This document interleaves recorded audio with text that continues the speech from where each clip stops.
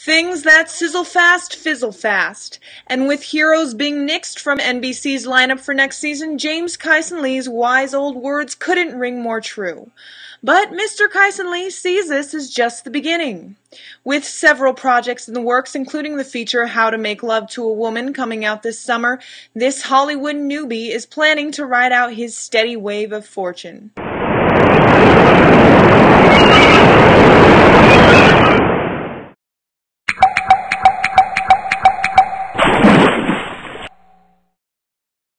So How to Make Love to a Woman comes out this summer, and it's actually a pretty good ensemble. I saw a sneak preview of it for the first time last week, and it was funny, which is a good sign.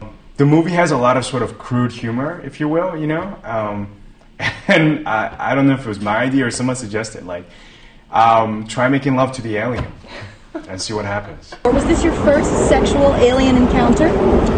It was, and I gotta say, it's just not as well. Is there a stool or something?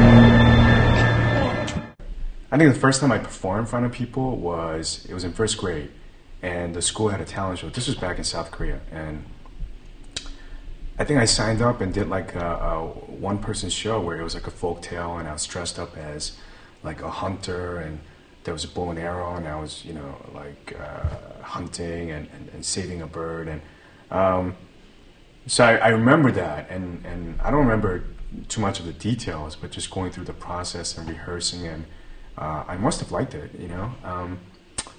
But since then, I wasn't really involved with performance arts at all until I moved out to LA. So I feel like there was a seed that was planted a long time ago that just really never got explored.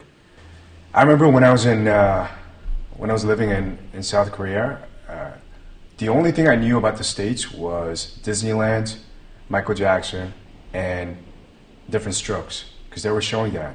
And Different Strokes was dubbed in Korean. So I thought in America everyone spoke Korean. This is how naive I was growing up in the southern part of the country.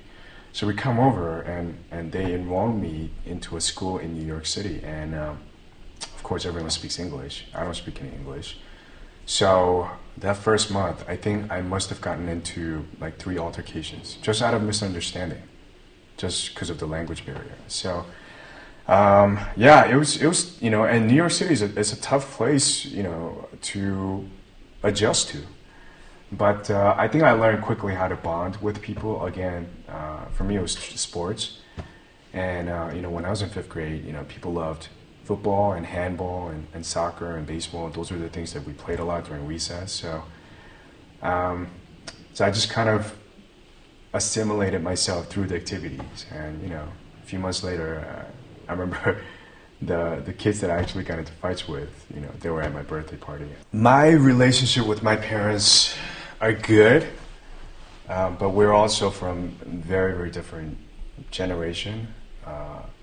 I think it's not only because of the age, but I have a pretty big extended family, and I'm the only one in this business. So I think when I moved out to LA, it just...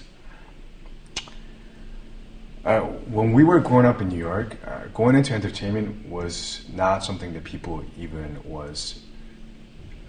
were even aware of. You know, it was not an option. It's just something that you sort of saw from far away at the theater, on TV. We didn't know anyone who were actors, you know, or performers. So I think for my family and just people who knew me, it was sort of inconceivable. But I didn't really speak to my family about acting until I did my first gig, which was a show on CBS called Jag.